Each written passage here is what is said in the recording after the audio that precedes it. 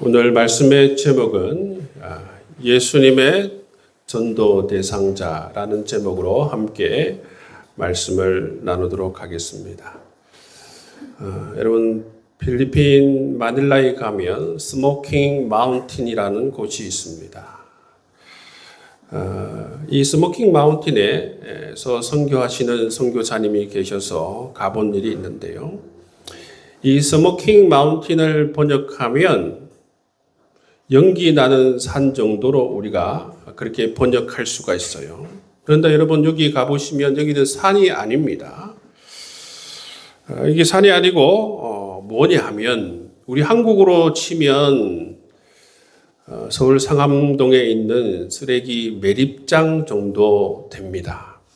근데 왜 이것을 스모킹 마운틴이라고 부르냐 하면 멀리서 보면 뭐가 높게 쌓여져 있는데 거기서 연기가 계속 피어오르거든요. 그래서 사람들이 그것을 보고 스모킹 마운틴이라고 부릅니다. 여러분 필리핀 이 마닐라는 필리핀의 수도입니다. 이 스모킹 마운틴이라는 이 지역은 마닐라에서 가장 열악한 사람들이 모여 살아가고 있는 그 동네입니다. 그곳에 살아가는 사람들은, 그곳에 살아가는 아이들은 어떻게 살아가고 있느냐 하면 그 쓰레기 매립장에서 나오는 것을 수거하여서 다시 분리하여서 그것을 팔아서 생계를 유지하여서 살아가는 사람들입니다. 그렇기 때문에 그곳 아이들에게 학교 생활을 하고 공부를 하고 미래를 꿈꾸고 이런 것들은 그 아이들에게는 사치예요. 하루하루 살아가는 것이, 하루하루 연명하는 것이 그들의 삶에 어떻게 보면 굉장히 중요한 일이라는 것이죠. 이 지역에 방문하여서 그 선교센터를 중심으로 해서 우리가 선교 사역을 하면서 정말 우리 선교팀이 이들을 위해서 무엇을 해줄 수 있는가? 머무는 기간이 해봐야 4박 5일 정도밖에 되지 않는데 선교팀이 무엇을 해줄 수 있는가? 우리가 해줄 수 있는 것은 무엇이 있습니까? 정말 우리가 쌀을 사줘서 한 달 정도의 어떻게 보면 양식을 줄 수도 있고 아니면 정수기를 사줘서 물을 깨끗하게 해서 그들이 정말 이 건강한 삶을 좀 영위할 수 있도록 조금 도와줄 수 있는 정도, 그 정도 우리가 해줄 수 있을 것입니다. 근데 여러분, 우리가 있으면서 정말 이들에게 필요한 것이 무엇일까? 우리가 떠나더라도 정말 이들에게 남아서 계속적으로 그들 스스로 정말 그들의 가람을 채울 수 있도록 하는 게 무엇일까? 여러분, 그들의 정말 진정한 필요와 가람을 채울 수 있는 것이 무엇이라고 생각하십니까? 정말 우리가 들고 간 복음입니다. 쌀도 아니요, 정수기도 아니요, 정말 복음이신 예수 그리스도를 진정으로 우리가 전해 주는 것이 그들의 인생에, 그들의 삶에 정말 가장 큰 선물이라고 그렇게 생각하고 열심으로 복음을 전했던 그런 경험이 있습니다. 여러분, 송정미 사모님의 노래 가운데에 매일 스치는 사람이라는 그러한 노래가 있습니다. 그 가사를 보면 매일 스치는 사람들, 내게 무엇을 원하나? 공허한 그 눈빛은 무엇으로 채우나? 모두 자기 고통, 두려움 가득 감춰진 울음소리, 주님 들으시네.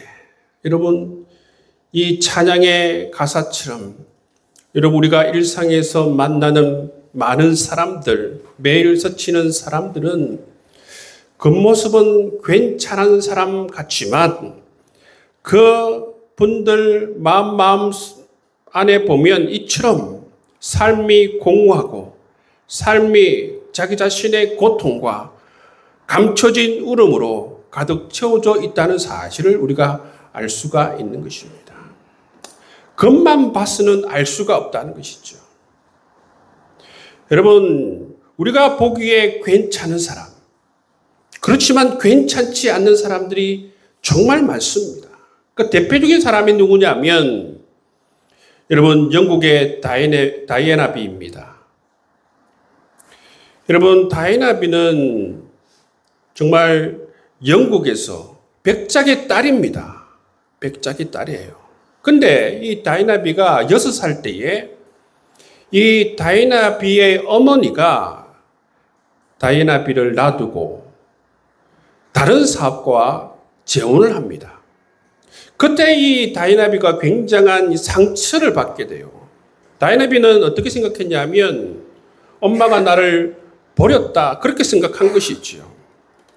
그래서 다이애나 비는 엄마로부터 버림받는 분노와 상처를 가지고 있었습니다. 그리고 이 사랑에 대한 목마름과 갈증, 그것이 전혀 채워지지 않았다는 것이죠. 그런 가운데에서 그래도 다행히 찰스 황태자를 만났어요. 찰스 황태자를 만나서 이 가한 목마름이 잠시 채워지는 듯 했습니다. 근데 결혼한 생활하는 가운데 이 찰스 황태자가 다른 여자와 바람을 피웠다는 그 연문술이 돌기 시작했다는 것이죠. 그러면서 이 다이애나 비는 다시 불행의 늪을 빠졌어요. 다시 이 굉장한 목마름이 생겼다는 것이죠. 그것을 채우기 위해서 다이애나 비는 이것을 만족시키기 위해서 외모를 가꾸기 시작했습니다. 머리 손질을 하고 몸매를 가꾸고 의상을 구입하고 등등 이런 외모적인 것으로 가꾸었습니다. 그런데도 불구하고 이것이 전혀 자기 자신에게 만족을 주지 못하니까 다이애나 비는 절망하게 되었어요. 절망을. 그래서 자살을 시도한 것이 5번입니다. 5번. 그리고 거식증에도 시달리게 되었습니다. 여러분, 영국 대영 제국의 여러분 다이애나 비가 다른 사람들을 보기에는 얼마나 화려합니까? 얼마나 화려해요. 그런데 그 영혼은 어떻습니까? 그 내면은 어떻습니까? 그야말로 마른 가뭄에 쩍쩍 갈라진 논바닥 같지 않습니까? 실질적인 그 영혼이 그렇다라는 것입니다. 우리가 보기에 괜찮은 사람처럼 보이는 사람들도 여러분 그 깊은 내면을 들여다보면 우리가 알 수 없는 그러한 슬픔과 그러한 공허한 삶과 목마른 갈증을 가진 사람들이 너무나도 많다라는 사실이지요. 여러분 이 세상에 존재하는 모든 사람들은 누구나 다 사랑이 필요한 사람들입니다. 사랑이 필요하지 않은 사람들은 이 세상에 존재하는 사람들 가운데에 한 사람도 없다는 사실입니다. 여러분 넘쳐나는 사랑, 샘물같이 넘쳐나는 사랑, 그 넘쳐나는 사랑을 유일하게 주실 수 있는 분은 바로 예수 그리스도밖에 없어요, 여러분. 우리는 정말 사랑이 부족하고 우리는 사랑을 주려고 하지만 우리가 주는 사랑은 너무나도 적은 사랑이에요. 그렇지만 우리를 사랑하시되 끝까지 사랑하시고 우리를 사랑하시되 죽기까지 사랑하시고 우리를 사랑하셔서 우리 안에 들어오셔서 우리와 영원토록 함께 하신다고 하신 우리 성령 하나님께서는 넘쳐나는 사랑으로 영원토록 우리의 가람을 유일하게 채워줄 수 있는 분이 바로 우리 성령 하나님의 사랑인 줄 믿습니다. 그분께서는 정말 우리의 사랑을 가라지 않게 영원하게 채워줄 수 있는 분이시라는 것입니다. 여러분, 사람의 눈이 아니라 예수님의 눈으로 여러분 주위들을 한번 바라보시길 바랍니다.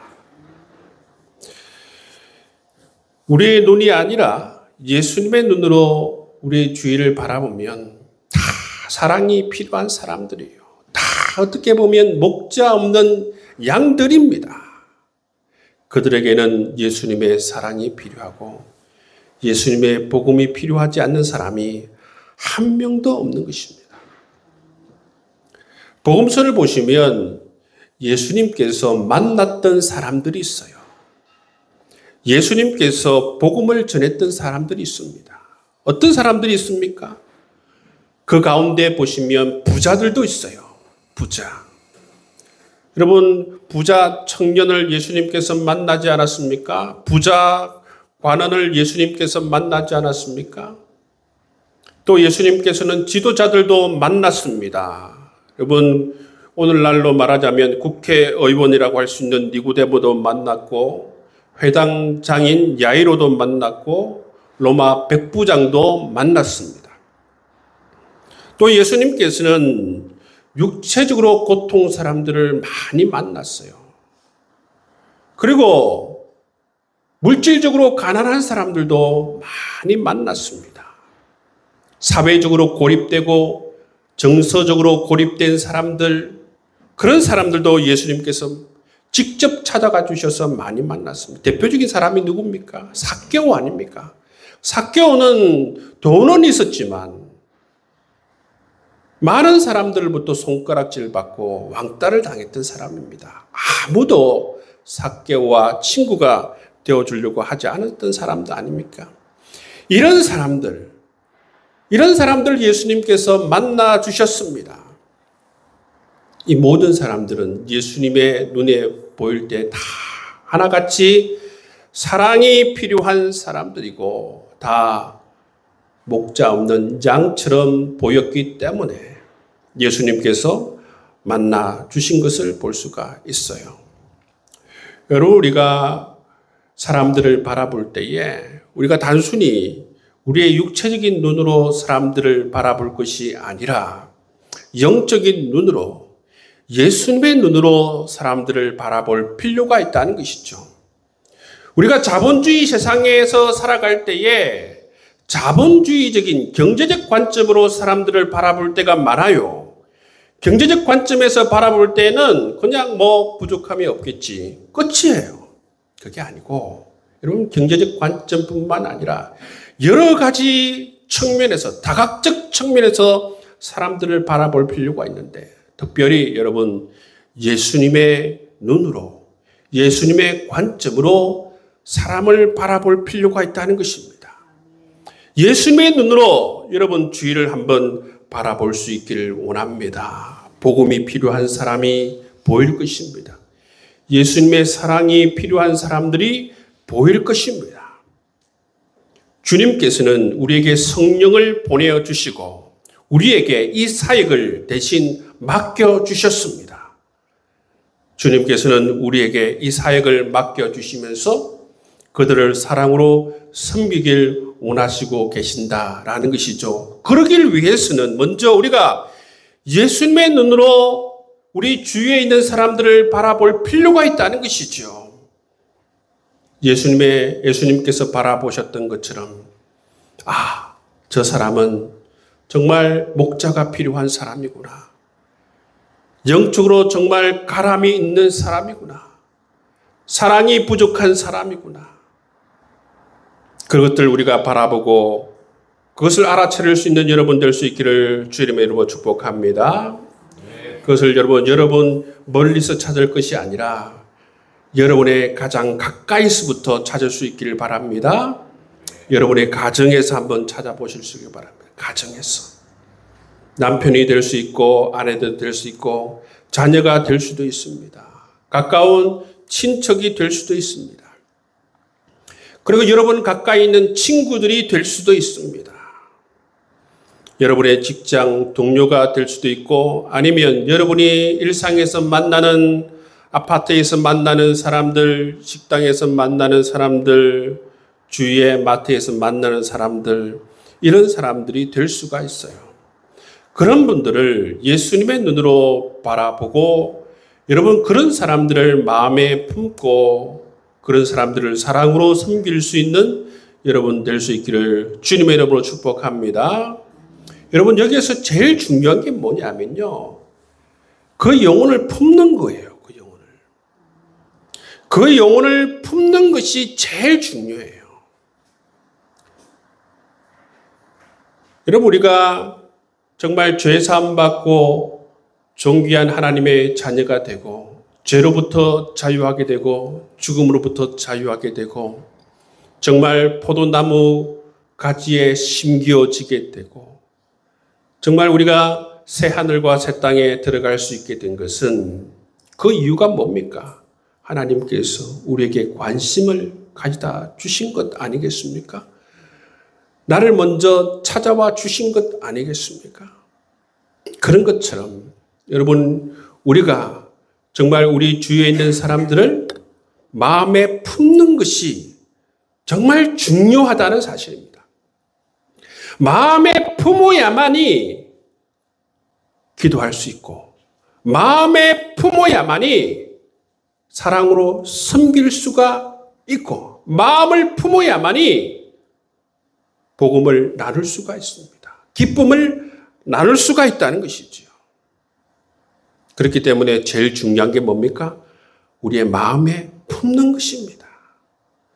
여러분 예수님처럼 예수님께서 수많은 사람들, 가난한 사람도 품고 정서적으로 소외된 사람들도 품고 부자도 품고 여러분 평범한 사람도 품고 정말 아픈 사람도 다 품으신 것처럼 우리의 마음 가운데에 정말 예수님이 원하시는 사람들을 가득 품을 수 있는 여러분 될 수 있기를 주님의 이름으로 축복합니다. 예수님께서 이 전도 대상자를 찾기 위해서 어떻게 하셨어요? 예수님께서는 전도 대상자를 찾기 위해서 복음서를 읽어보면 각 촌락과 회당으로 다니셨다 그렇게 말씀하고 있어요. 예수님께서 각 촌락과 회당으로 부지런히 다니셨다 그렇게 말씀하고 있습니다. 가실 때에 예수님께서는 한 손엔 복음을 들고 한 손엔 사랑을 들고 예수님께서는 각 촌락과 회당으로 다가갔어요. 사랑으로 그들의 필요를 채워줬습니다. 그들의 필요가 무엇이었습니까? 육체적 고통을 받는 것이었습니다. 그래서 예수님께서는 그들의 육체적 고통의 문제를 해결해 주시기도 하고 그들의 정서적인 욕구의 만족을 얻길 원하는 사람들에게는 그들을 칭찬하고 인정하고 세워주시기도 하셨습니다. 그리고 나서 예수님께서는 또 다른 손에 있는 복음을 그들에게 전해주는 모습을 볼 수가 있는 것이죠. 복음을 전했을 때에 한 번만에 받아들이지 않는 사람들도 있었습니다. 그때마다 예수님께서는 여러 번 반복해서 나아가서 복음을 전하시는 모습을 볼 수가 있습니다. 오늘 말씀해 보시면 도마가 나와요. 도마. 부활하신 예수님께서 제자들이 모여 있는 곳에 갔는데 그때에 도마가 그곳에 없었어요. 그래서 부활하신 예수님께서 8일 후에 다시 거기에 찾아갑니다. 왜 찾아갔습니까? 누구를 위해서 찾아가셨습니까? 도마를 위해서 다시 찾아가셨다는 것이죠. 무엇하기 위해서요? 도마에게 이 부활의 복음을 전하기 위해서 예수님께서 다시 찾아가셨어요. 그리고 마침내 이 도마가 부활하신 예수님을 만나고 나서 이렇게 신앙을 고백합니다. 당신은 나의 주님이시요 나의 하나님이시니이다. 예수님께서는 그 영혼을 품으실 뿐만 아니라 이 복음을 전하기 위해서 복음을 받아들일 때까지 반복해서 다가가시는 모습을 우리가 볼 수가 있습니다. 그 영혼이 복음을 받아들이고 새 사람이 되고 변화될 때까지 다가서시는 모습을 우리가 볼 수가 있다는 것이죠. 예수님은 이처럼 전도 대상자를 품기 위해서 회당과 촌락으로 부지런히 찾아다니시는 모습을 볼 수가 있습니다. 많은 사람들을 품고 한 손엔 사랑을 들고 한 손엔 복음을 들고 그들을 섬기시는 예수님의 모습, 여러분 그 모습을 우리가 꼭 기억할 수 있는 여러분 될 수 있기를 주님의 이름으로 축복합니다. 예수님께서는 어떻게 해요? 한 손엔 사랑을 들고 한 손엔 복음을 들고 우리를 섬겨주셨다는 거예요. 이전에 제가 있었던 교회에 전도왕이라고 불려지는 권사님이 계셨어요. 근데 이 권사님이 전도를 시작하게 된 계기가 뭐냐 하면 자기 자신의 아들이 교통사고를 크게 당하여서 그런 계기로 전도를 시작하게 되셨어요. 근데 이분이 원래는 전도를 해본 적이 없으신 분이에요. 근데 그런 계기로 전도를 시작하니까 시행착오를 많이 할 수밖에 없는 것이죠. 그야말로 이제 전도를 하면서 전도를 배우는 것입니다. 이분이 하시는 말씀이 뭐냐면 자기 자신이 전도를 해보니까 가장 중요한 것이 무엇인가 하면 바로 전도 대상자를 만드는 것이라고 그렇게 말씀했습니다. 그래서 그것을 깨닫고 이 권사님이 세운 목표가 뭐냐면 전도 대상자 100명을 만들어보자. 전도 대상자 100명 프로젝트를 세우게 됩니다. 그래서 자기 수첩에 100명을 만드는 것입니다. 100명. 그래서 어떻게 제가 이 권사님한테 물었죠. 그럼 어떻게 해서 전도 대상자 100명을 만드셨습니까? 그렇게 물어보니까 이분은 무조건 그냥 밖에 나가서 사람을 만났다라는 것입니다. 무조건. 근데 이분은 그러니까 그 일상을 제가 이 세세하게 물어보니까 그냥 이분은 직업이 뭐냐면 직업이 전도하는 사람이에요. 직업이 전도하는 사람. 그 스케줄을 보면 오전 7시에서 8시까지는 출근하는 분이나 아침에 조깅하는 분들을 만나시고 그리고 나서 오전 11시에서 2시에는 산에 올라가서 등산하시는 분을 만나시고 그리고 오후 2시에서 3시는 보건소에 가가지고 사람들을 또 만나시고 그리고 저녁 6시에서 7시에는 또 밖에서 운동하시는 사람들을 그렇게 이게 이제 하루 스케줄이에요. 그러니까. 이 이야기를 들어보면 이 사람은 전도하는 것이 직업이에요, 직업. 이렇게 스케줄을 정하고 그렇게 매일 반복해서 전도 대상자를 100명을 만드는 그런 프로젝트를 계속했다고 합니다. 그래서 어떤 한 사람을 지목하여서 만나면 어떻게 하느냐 하면 꼭 전화번호를 묻고 전화번호를 딴다고 그래요. 그리고 그 사람이 교회에 올 때까지 계속 섬기면서 연락을 한다고 그럽니다. 약속을 받지 못하면 계속 전화번호를 전화하면서 그렇게 연락하면서 섬긴다고 그래요. 그렇게 해서 이제 매일 꾸준히 지속적으로 그렇게 전도를 해서 100명의 명단을 만들었다고 합니다. 근데 이 권사님 나중에 보면 그 자기 자신의 전도 수첩을 보면 한 1000명 정도 되는 사람이 빼곡하게 적혀져 있더라고요. 이분의 그 목표가 뭐냐면 한 주에 한 명씩 교회 데리고 오는 것이 이분의 목표였어요. 근데 이분이 목표한 대로 거의 1년에 한 50여 명을 교회에 데리고 온 것을 우리가 볼 수가 있었어요. 그러니까 이분이 50여 명을 데리고 왔어요. 반드시 한 주에 한 명을 교회로 모시고 오는 것을 볼 수가 있습니다. 이 전도 이 수첩에는 한 1000명 정도의 그런 전도 대상자들이 빼곡히 그렇게 적혀져 있는 것을 볼 수가 있고 그렇게 한 비결이 뭔가 하면 매일 삶의 현장에서 이처럼 사람을 만나고 그 사람에 만나면 이렇게 전화번호를 묻고 그리고 계속 연락하면서 섬기면서 그렇게 이제 전도 대상자를 섬기면서 그렇게 했다고 그렇게 그 비결을 얘기해 주는 것을 들은 적이 있습니다. 여러분 예수님께서 촌락과 회당을 다니면서 전도 대상자를 만나시잖아요. 그죠? 전도 대상자를 만나시고 그들을 품고 사랑으로 섬기고 복음을 전하시잖아요. 여러분 우리가 이것을 잘 기억할 필요가 있습니다. 그 가운데 바로 우리가 있다는 것이죠. 그 가운데에. 여러분 우리가 그 가운데 있습니다. 우리가 어떻게 해서 교회에 나오게 됐는지 한번 잘 생각해 보시길 바랍니다.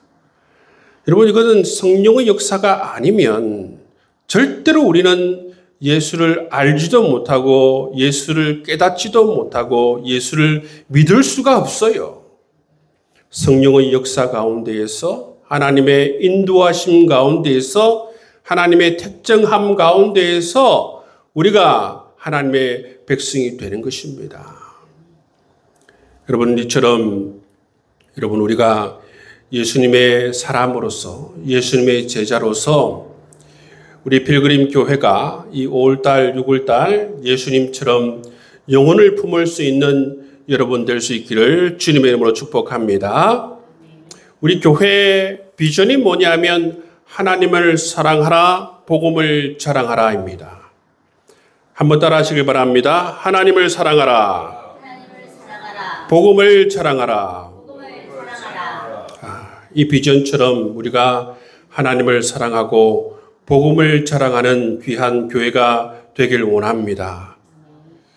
우리가 이 전도에 대해서 전도 대상자를 품는 것 거의 우리가 코로나 이후에 처음 해요. 한 4년 만에 처음 합니다. 지금 하는 건 왜 하느냐 하면 우리의 비전처럼 정말 주님께서 원하시는 것처럼 우리의 마음 가운데 영혼을 품자라는 것입니다. 영혼을 품자라는 것입니다.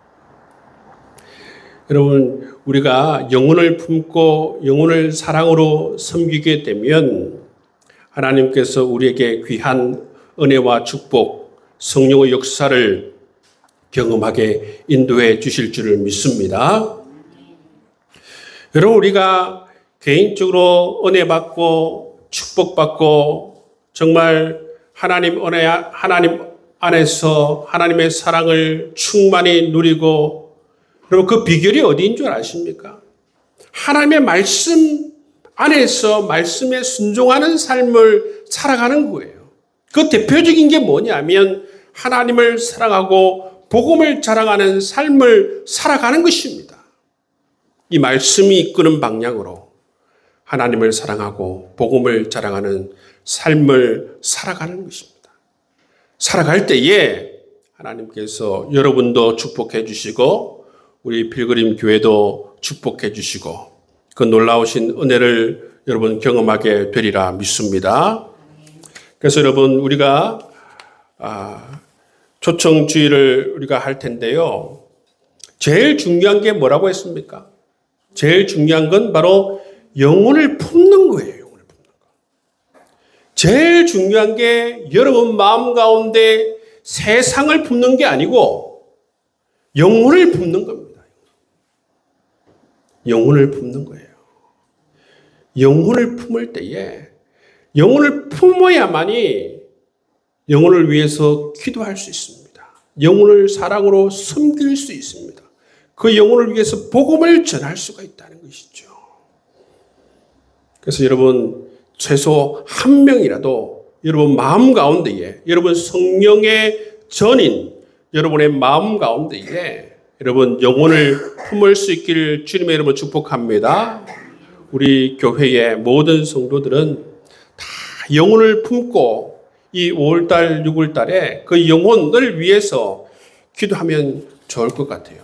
여러분의 가정에서 찾으셔도 좋고 여러분 또 친척도 좋고, 여러분 주부에 제가 전도 대상자를 한번 생각해 보라고 그 안에 관심의 대상 해가지고 쭉 한번 예를 들어서 다 적어 봤습니다. 보시고 여러분 이처럼 전도 대상자 한번 생각해 보시고 한번 미처 생각하지 못했는데 그 사람 내가 한번 품고 한번 기도해 보아야겠다. 그리고 우리가 그 사랑으로 이 2달 동안 품고 기도하면 우리 하나님께서 얼마나 귀하게 여기겠어요. 여러분을 참 귀하게 여길 뿐만 아니라 우리 교회도 우리 주님께서 정말 귀하게 여겨주실 줄을 믿습니다. 그게 바로 여러분 영적으로 회복되는 길이에요. 여러분 영적으로 회복되는 길이 뭐냐 하면 정말 이처럼 영혼을 품고 영혼을 사랑으로 섬기겠다. 그런 귀한 마음을 가지고 살아가는 것입니다. 제가 그래 이 입구에 보면 이처럼 전도 대상자를 적는 게 있어요, 그죠? 적는 게 있습니다. 지난주 보니까 두 분이 적어서 내셨어요. 두 분이 적어 내셨는데, 여러분 한 분도 빠짐없이 한 명이라도 여러분 적으셔서 내시고 그 분을 마음에 품고 꼭 이 5월달, 6월달 그렇게 사랑으로 품고 기도하시고 섬겨주시면 좋겠습니다. 그렇게 여러분 우리가 필그림 교회가 영혼을 위해서 품고 기도하며 나아갈 때에 성령께서 도와주시고 성령께서 역사하시는 귀하고 아름다운 교회가 될 수 있으리라 믿습니다.